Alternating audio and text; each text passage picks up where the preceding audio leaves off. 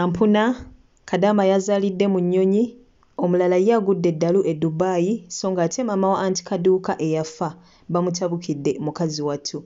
Kale ago n'agasingawo ng'oba olindirira mu bujjuvu.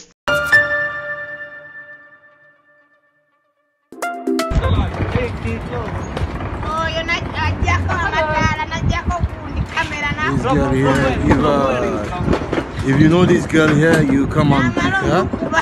She's from, I think she's from Uganda. She's in Chaja and Carrefour. Then now she's talking she's out of her senses. So if you are from Uganda or Kenya, you know her. You can contact her. You can contact you can come Chaja Al-Nada and know if you can locate her. She's in Alakan, Carrefour side.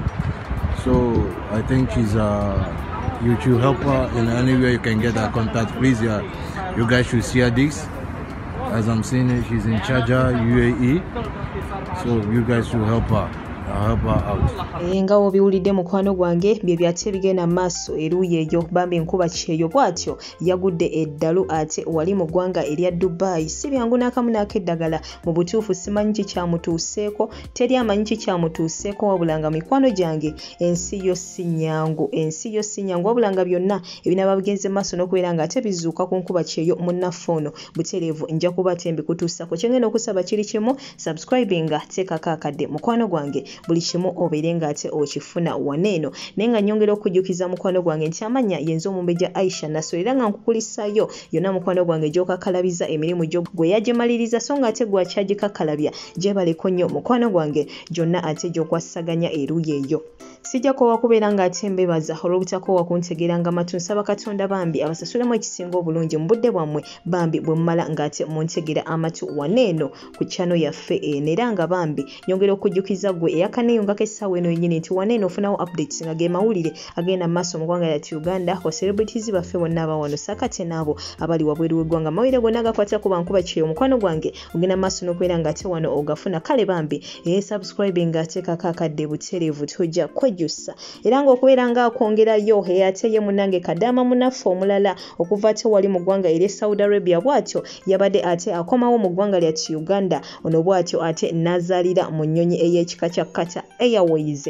Ono bw'atyo agendezza maaso n'okubeera ng'ate akubawo ezzadde nga naye w'omulaba awo mukwano gwange tetumanyi oba olubuto yava narwo eno Uganda n'agenda narwo eri n'akola kati nga yabadde anaatera okuzaala nadda oba olubuto yalufuna eyo na kyonna ekinaba kigenze mu maaso n'okubeera ng'ate kizuulibwa butereevu nja kuba mbikutuusako waneeno. Gwe kyenkusaba kiri kimu, subscribinga butereevu nja kuba tenfollowinga story eno. Byatandika bitya ye abaffe mukwano gwange bigenda kubeera ng'ate bikomekereza bitya byonna butereevu nja kuba ate mbikutuusako waneeno. So nga ate waliwo TikTok ono eyeeyita Done Asia ono munnange yatusobedde agenda mu maaso n'okubeera ng'ate awalampa ba TikTok banne oba ba celebrities abalala kyokka ate ekyennaku nti bw'atyo ayingizaamu ne bazadde baabwe. Ono ze we nasooka omuwulira yali ate awalampye maama wa Muna mukazi wattu n'amuvuma n'amwogoloza teyavaawo era yavuddeyo emabegako awo n'alumba maama wa Brisha Cash era naye bw'atyo n'amuvuma mu nsonga ezitategerekeka.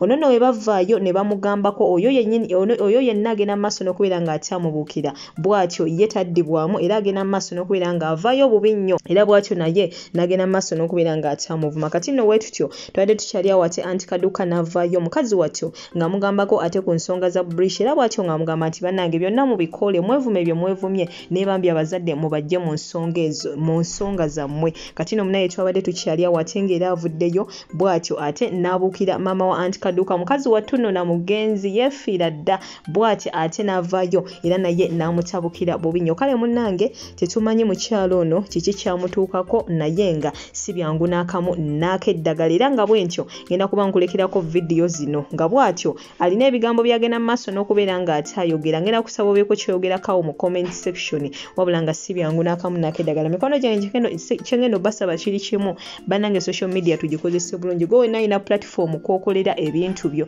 oba Facebook oba YouTube oba TikTok oba kyonna yonna platform gwe kwokolera ebintu byo mukwano gwange beera ng'ate weegendereza by'oyogera bannange togenda maaso nakubeera ng'ozimba erinnya naye ng'ate olizima mu kubeera ng'ate ovuma kugamba oswaza okkakkanya zimba erinnya ly'omu bulungi abantu bajja kukubira naye ate tozimba mannya mu kubeera nga owemula owalampa bazadde b'abalala owalampa abatakuliiko gwe n'ogenda maaso n'okubeera ng'ate obavuma ebintu ebyo si birungi n'akamu nakeedaga alina kuba nkusibula essaawa eno yennyini olekereko vidiyo ya mwana muwala ono wabula ate naye waliwo omuvubuka avuddeyo ate naye n'agenda mu maaso n'okubeera ng'ate amutwalaganya bubi nnyo yonna gye binaggwera mukwano gwange nja kuba te emikutuusako waneno gwe kyengenda okusaba kiri kimu subscribing ate kakakadde like nga vidiyo eno oba ogyagadde mukwano gwange tojja kubeera ng'ate omisinga ekintu kyonna ekinaba kigenze mu maaso naye nga musule bulungi olunaku olw'enkya butereevu ngenda kuba te nkomawo n'amawulire amala mangi nnyo mangi ddala kale n'olwekyo temuseetuuka.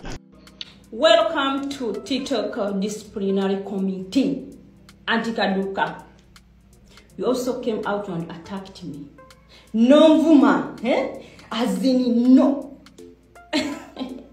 Kati njagala kugamba mukazi gwe n'abijjo. Mukazi gwe atunulanga mayiti eri mu kabuli. Mukwano wakutte kitino kikuba mu njoki. Siri muganda naye tugenda kutambulira awo mpola weekuba embogo naye let me hope guys mugenda kuwulira biki byenjogerako. Auntie Kaduka nze siri mu bakadama bosobola kubba. Wampise kadama ki ayina eddoboozi azini ali mu life nga bondabo.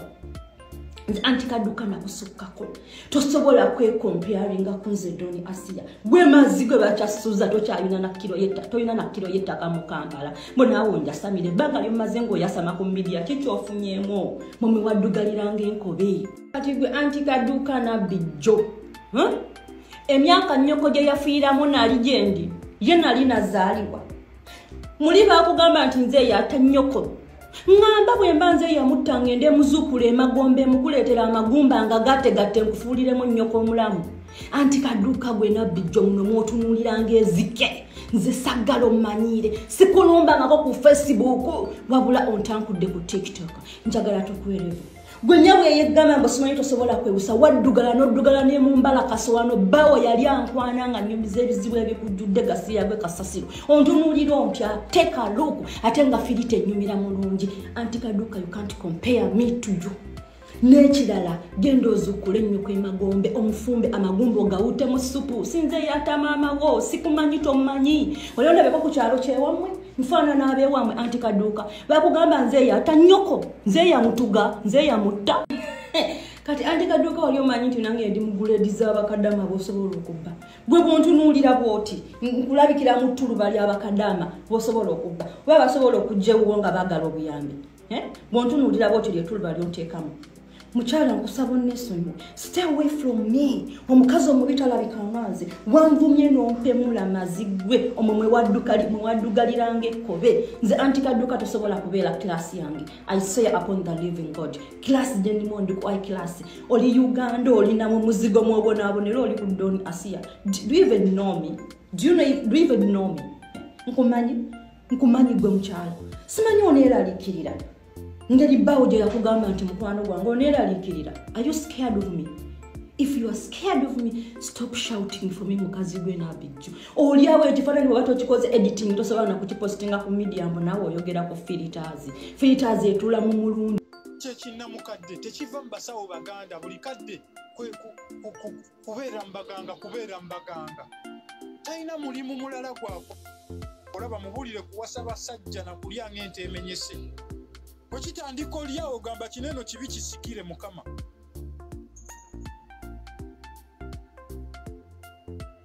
Doni Asia kitaawo yakweyambuliramu okiwulira kyova olaba obonaabona kitaawo yakweyambuliramu kati oliko eddagala lya kitaawo kweyambuliramu ate kyekikoli mu kyejjako olina kgenda ku malaalo kuba kati oli yafa byaggwa ogenda fukaamirira magumba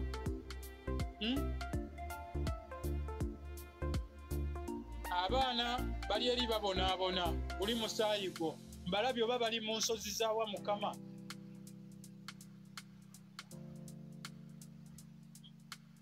Mukama otonda naye kati oyo Donasi ya Mukama si ye yamutonda.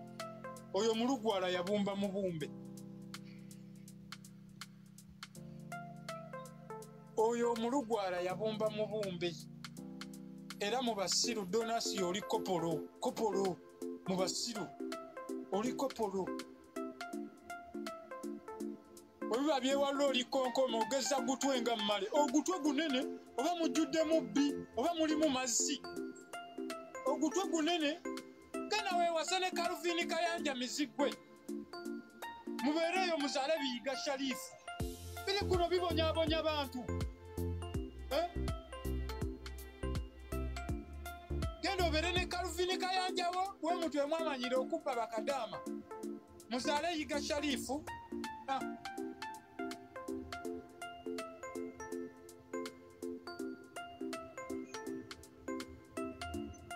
Ogutwe gunene ze nali manyi omuntu okuba n'omutwe omunene gy'akomoba n'amagezi.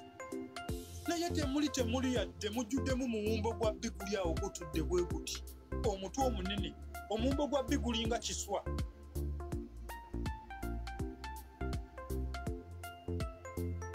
Bane mundeke ngende neebake essaawa zikonye 6:30 ate vidiyo nga yeetondera abantu bonna baavumye bonna.